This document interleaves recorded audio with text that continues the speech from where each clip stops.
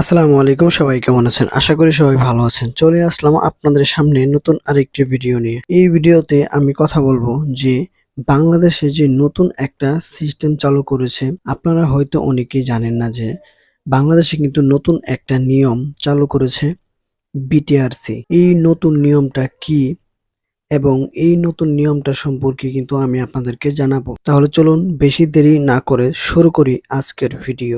যদি ভিডিওটি আপনাদের ভালো লাগে তাহলে অবশ্যই চ্যানেলটি সাবস্ক্রাইব করে দিবেন। আপনারা হয়তো অনেকেই জানেন না যে বিটিআরসি কিন্তু বাংলাদেশে নতুন একটা সিস্টেম চালু করেছে, যেখানে একটা এনআইডি কার্ড দিয়ে আগে 15টা সিম রেজিস্ট্রেশন করা যেত।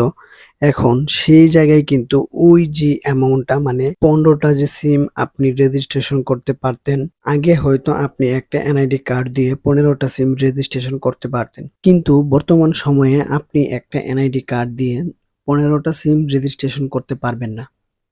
এই বিষয়টাই আজকে আমি আপনাদেরকে প্রমাণ সহ দেখাবো।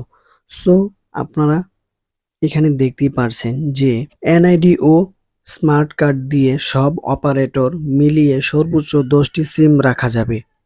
30শে অক্টোবর 25 এর মধ্যে গ্রাহক সেবা কেন্দ্র থেকে অতিরিক্ত সিমের মালিকানা পরিবর্তন করুন অথবা ডি-রেজিস্টার করুন। নিবন্ধিত সিমের সংখ্যা জানতে ডায়াল করুন *16001#। সো আপনারা এখানে দেখতে পারলেন যে বিটিআরসি থেকে কিন্তু নতুন নির্দেশনা চলে এসেছে এবং এটা হয়তো আপনাদের মোবাইল ফোনেও চলে গিয়েছে। এখন আপনারা কিন্তু একটা এনআইডি কার্ড দিয়ে 15টি সিম রেজিস্ট্রেশন করতে পারবেন না। আপনি সব কয়টা অপারেটর মিলিয়ে সর্বোচ্চ 10টি সিম রেজিস্ট্রেশন করতে পারবেন, এবং আপনার যদি এই 10টি সিমের বেশি রেজিস্ট্রেশন করা থাকে তাহলে কিন্তু 30শে অক্টোবরের পরে কিন্তু এটা বাতিল হয়ে যাবে। অর্থাৎ আপনার যে সিমগুলা রয়েছে ওই সিমগুলা কিন্তু অটোমেটিক্যালি কিন্তু ডি-রেজিস্টার হয়ে যাবে। সো আপনারা যে নাম্বারগুলা রাখতে চান বা আপনাদের এনআইডি কার্ড দিয়ে যেই সকল সিমগুলো চালু রাখতে চান, ওই সকল সিমের নাম্বার নিয়ে এবং আপনার এনআইডি কার্ড নিয়ে সিমের অফিসে চলে যান।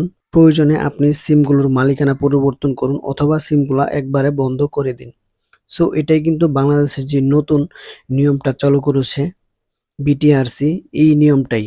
সো আশা করি আপনারা বুঝতেই পেরেছেন যে আগে কিন্তু আপনারা একটা এনআইডি কার্ড দিয়ে 15টা সিম রেজিস্ট্রেশন করতে পারতেন, কিন্তু বর্তমানে আপনি 30শে অক্টোবরের পরে কিন্তু 10টি সিম রেজিস্ট্রেশন করতে পারবেন। সো এই ছিল মূলত আজকের ভিডিও। আশা করি ভিডিওটি আপনার কাছে ভালো লেগেছে। যদি ভিডিওটি আপনার কাছে ভালো লেগে থাকে তাহলে অবশ্যই ভিডিওতে লাইক করে দিবেন। কমেন্টে আপনার মতামত জানাতে ভুলবেন না। দেখা হচ্ছে আপনাদের সাথে নতুন কোনো ভিডিওতে। সেই পর্যন্ত আপনারা সবাই ভালো থাকবেন, সুস্থ থাকবেন। আসসালামু আলাইকুম।